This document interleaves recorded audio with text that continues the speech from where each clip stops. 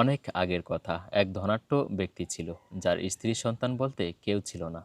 একদা রাত্রে তিনি তার সকল কর্মচারীকে খানার দাওয়াত দিলেন।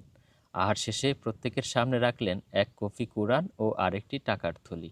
অতঃপর তিনি তাদেরকে যে কোনো একটি বেছে নিতে বললেন। সর্বপ্রথম তার প্রহরী এগিয়ে আসলো, তাকে বললেন, বেছে নাও। প্রহরী বলল, আমি তো কুরআন বেছে নেওয়ার আশা করেছিলাম, কিন্তু কীভাবে সেটা পড়তে হয় তা আমি জানি না, তাই আমার জন্য টাকার থলেটি উপকারী হবে। অবশেষে সে টাকার থলে বেছে নিল। এরপর আসলো তার কামলা, তাকেও বেছে নিতে বললেন। সে বলল, আমার স্ত্রী খুব অসুস্থ, তার চিকিৎসার জন্য টাকার প্রয়োজন।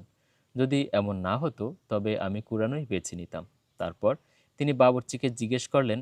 সে বলল, কুরআন পড়া আমার কাছে খুবই পছন্দনীয়, তবে আমার অনেক ব্যস্ততা, পড়ার মতো সময় পাই না, তাই আমি টাকার থলেটা বেছে নিলাম। শেষ পালাটি এলো রাখালের জন্য। এই ছেলেটি খুব দরিদ্র।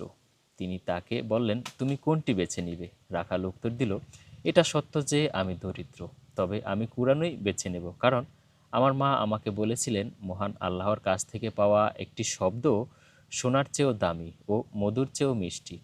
অবশেষে রাখালটি কুরআনই বেছে নিল। অতঃপর উহা খোলার পর সে এতে আরও দুটি খাম দেখতে পেল। প্রথম খামটিতে টেবিলে যে পরিমাণ টাকা ছিল তার 10 গুণ টাকা ছিল, আর দ্বিতীয় খামটিতে ছিল একটি ওসিয়তনামা, যাতে ছিল তার মৃত্যুর পর সকল সম্পত্তির উত্তরাধিকারী সেই হবে। অতঃপর ধনাঢ্য লোকটি তাদেরকে উদ্দেশ্য করে বললেন, যে ব্যক্তি আল্লাহ তাআলার প্রতি সুধারণা রাখে, আল্লাহ তাআলা তাকে বঞ্চিত করেন না।